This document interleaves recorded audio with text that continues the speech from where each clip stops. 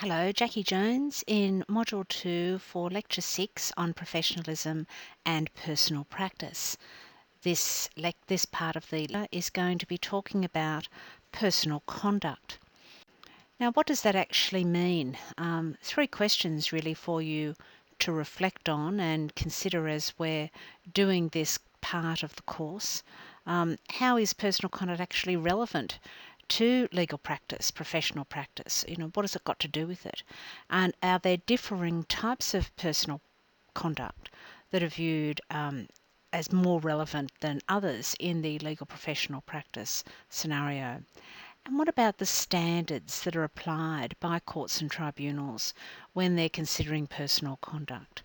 So let's have a little bit more of a consideration of that. So in the 2014 New South Wales Law Society's annual report, you'll note there on slide 4 the number of complaints that were categorised as personal conduct. Now, the next closest complaint related to trust account, and that was at 76. So you can see that actually personal conduct is a significant arena and embodies a number of things that the clients do complain about to the regulatory authorities. Now, personal conduct, I've just got noted there what it actually does include. For example, misleading behaviour, etc., those various items. Although unethical conduct is not specifically defined, but I've made a comment then that. Now, you must all be familiar with the new legislation that came in on the 1st of July 2015 this year, namely the Legal Profession Uniform Law. And there are two aspects, and I'm sure some of you may be familiar with this if you've just recently done any ethics course. One is unsatisfactory professional conduct, which is actually the less serious of the two, and that's when the conduct of a lawyer is occurring in connection with the practice of law that falls short of the standard of competence and diligence. Even though it's less serious, it still is certainly significant and one that you don't want to be hauled before the regulatory authorities because a client has made a complaint that you have engaged in unsatisfactory professional conduct. The more serious in Section 297 is that of professional misconduct. And interestingly, when you go to Part B and the conduct of the lawyer, whether occurring in connection with the practice of law or occurring otherwise than in connection with the practice of law, that would, if established, justify finding that the practitioner is not a fit and proper person to engage in legal practice.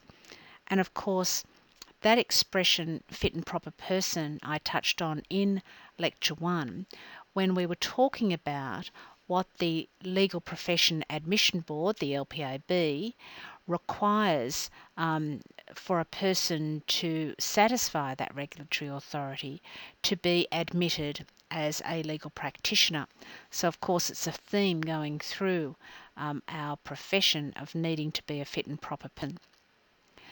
So, have a look at slide 7 with regard to fit and proper person, and I think it's worthwhile reflecting back on the exercise that you undertook in your online groups in the first workshop activity about identifying the values, skills and attributes of a lawyer.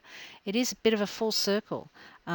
It's not really good enough just to say, oh, well, this is, it's a good, feel-good profession.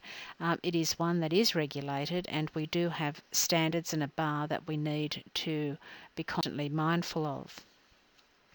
Section 298 deals with misconduct in personal practice, and I want you to think about things like a tax offence, for example, an offence involving dishonesty. I've just pulled out a couple, but you can go and have a look in subsections A to J just to have a think about that. Subsection B, for example, of that section 298 refers to excessive charging in legal costs. So again, there's a whole ambit of activities and conduct that you need to be mindful of as to whether it could fall under the category of unsatisfactory professional conduct. And again, I come back to what I said in Module 1 of this lecture.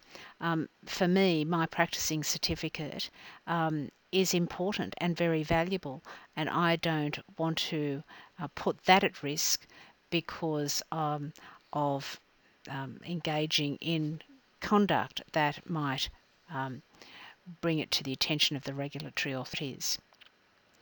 There's a decision of a solicitor versus the Council of the Law Society of New South Wales back in 2004 on slide 9.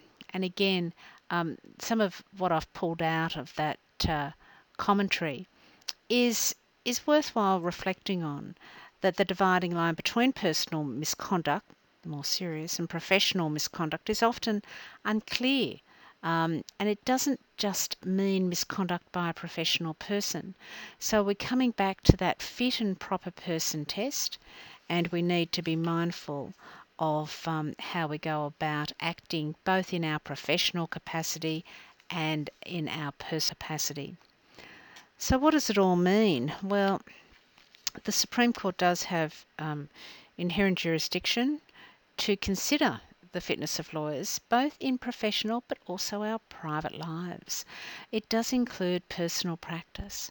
And so I think we need to be mindful of that. And you might be familiar with, for example, there was an employee of the Crown engaged in a trial recently and posted information on Facebook deemed to be wholly inappropriate, and as a consequence lost a job, and who knows what the ramifications are that flow from them.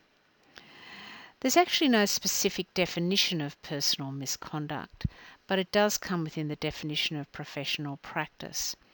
And it's important for you to touch base again with that professional identity that we talked about in Module 1, and I'm going to expand and have a little bit more to say in more detail in Module 3 when we actually talk about duties and how there can be the challenges and the tensions when we are acting in our legal capacity, but our personal lives can also impact on that aspect.